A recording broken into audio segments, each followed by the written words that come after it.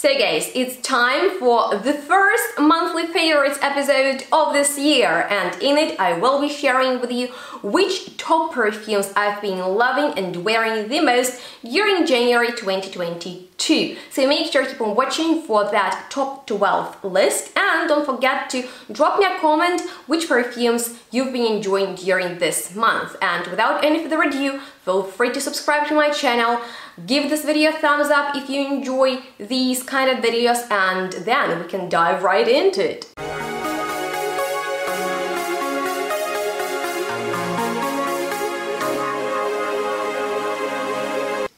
Hello and welcome everyone to this chatty summary of my monthly favorites, and I gotta be honest with you that the first half of January I've been really into intense stuff, and the second half of it was dominated by really light scents. So without gambling too much, let me actually get started, and the first perfume I want to talk about today is Little Smile by DSH Perfumes. And I remember I had a sample of it and it didn't seem like anything special, yet I was really attracted to it. So I got a bottle, and it's basically like a sweet vanilla musk scent with a hint of heliotrope and apparently bitter orange that I don't smell in here. But you know what? I really enjoy how delicate it is, so I purchased it to wear sort of to bed, and I've been in bed a lot during the second half of the month because I'm still sick and I didn't want to wear anything too overwhelming, so I was just really into scents that would smell fresh and very subtle, and that's exactly what it is. It has this beautiful musk oil to it, and I enjoy the almost like tonic sweetness in the background, so that was a really nice one just because it wasn't too bothering, you know. And something else that I've been really enjoying, probably in the first days of January, you know, after you had a nice celebration and you're still in the mood for party perfumes that just lift everyone up, I've been definitely digging my favorite vanilla diorama by Dior, which is my first ever exclusive purchase from this brand, and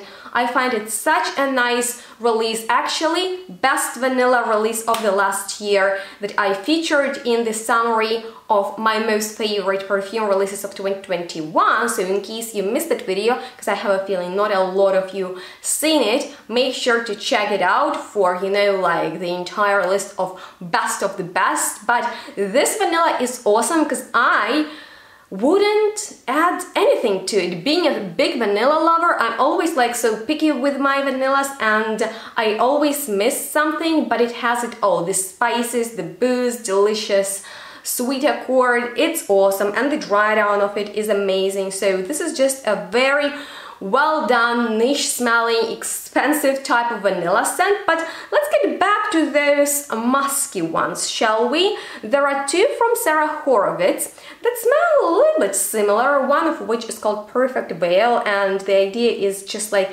to create the scent of your skin but better with it, and yeah, that's exactly what it is. It's just so light, clean, very feathery, very human-like, but like it smells of someone who is, I don't know, whose skin radiates love and pheromones.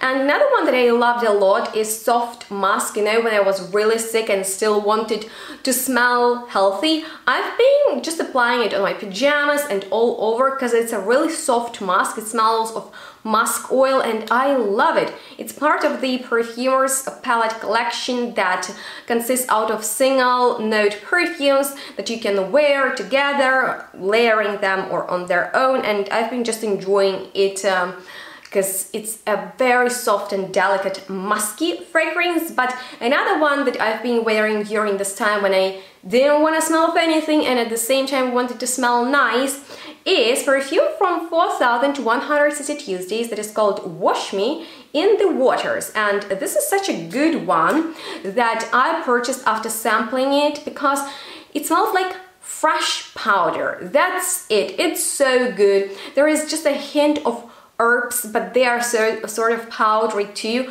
and actually I had a lot of fun ranking my entire huge 4,100 USD perfumes collection with Benny. So in case you missed that guy, make sure to watch that pretty long video, which was hilarious to film. And in case you want to see his rating and how this one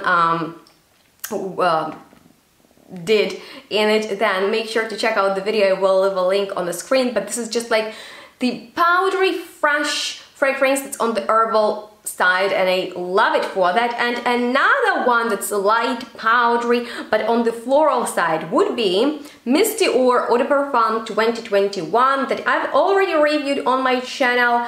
And you know what, I needed to revisit it because I sort of changed my opinion about this fragrance that at first didn't impress me because it seemed to be a very typical floral commercial perfume, but the weather plays such an important role in the way how we perceive perfumes, because I totally experienced it in a different way in the winter than in the summer, because I smelled something almost like dusty, powdery and beautiful in the background, so it didn't turn overly sweet on me, and I just loved how effortless and girly it made me feel. So I've been wearing it to work during the first half of the month. And another fragrance that I've been wearing during that time, because I believe I got it as a New Year's Eve present, and it's from Benny. Just because of the name, I couldn't get it myself. And of course I'm talking about Crazy in Love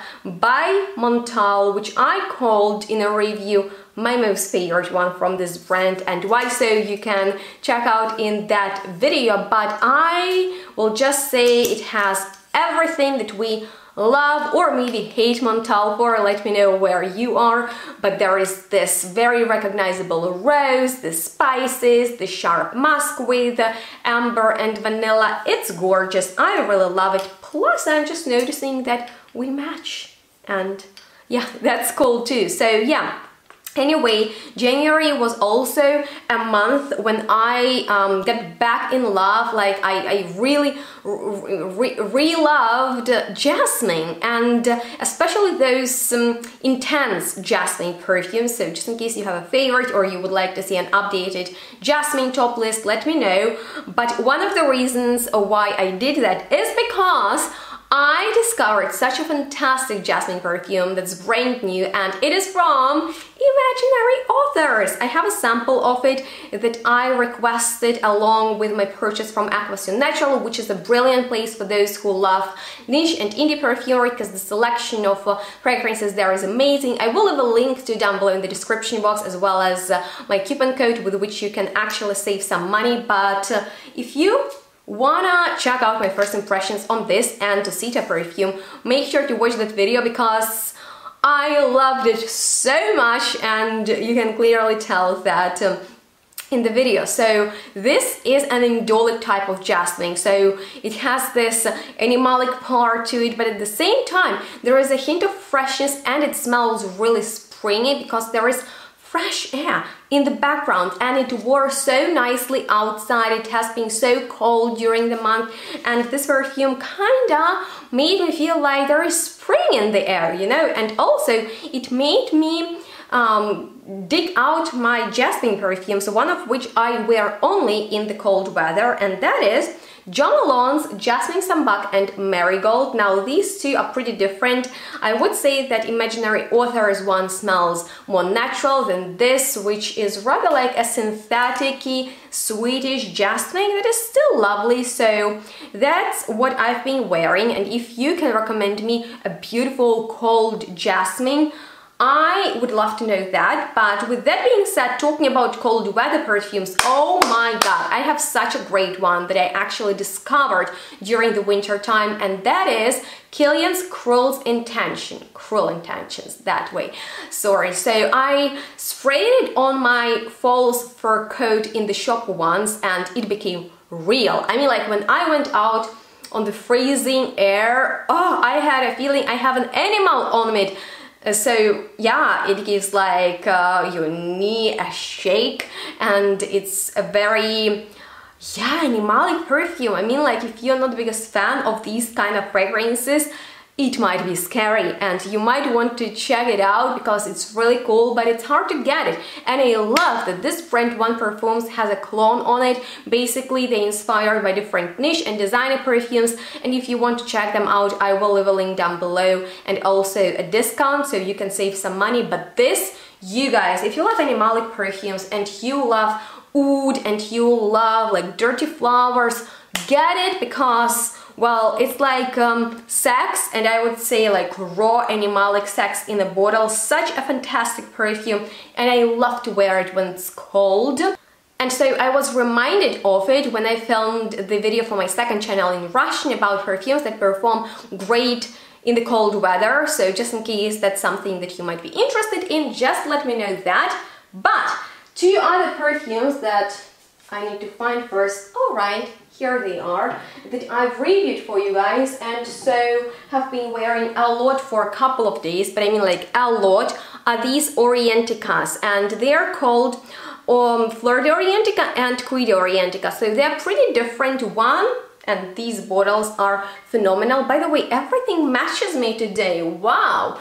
At least I put on some makeup and did my hair, although really guys, I'm sick. But anyway, these two are fantastic to look at, and they smell sort of beautiful because this is a very abstract floral scent with a hint of fruit, but like it's really washed out. And this is green leather, and they both have sort of like this winter vibe to me, probably because that's when I first smelled them and wore. But yeah, anyway, I've been loving these, and in case you want more information, there is a whole video review on them. Right, and then last but not least, probably my biggest discovery of the month, but out of all these, I haven't had time to wear it properly because the day I discovered I got sick, but I just really wanted to include it in this video because this is a new release from GALLAGHER and it's called Rose Noir. You guys, first of all, I really like that he changed the bottles.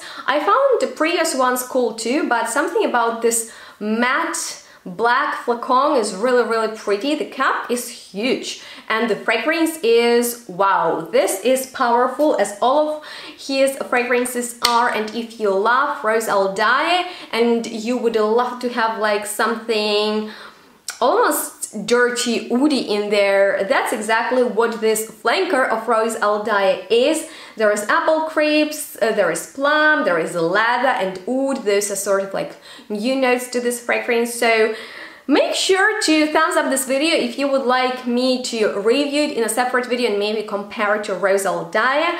And also thumbs up this video if you enjoyed this top list, because that was all for my monthly favorites. And for the fact that I've been in bed the second half of the month, it's not bad. So make sure to let me know down below which perfumes you've been enjoying and wearing during the first month of the year, which is always like so all over the place, just like I am today. So I'm excited to hear from you. Also, if you have any questions left, I'm here to answer them.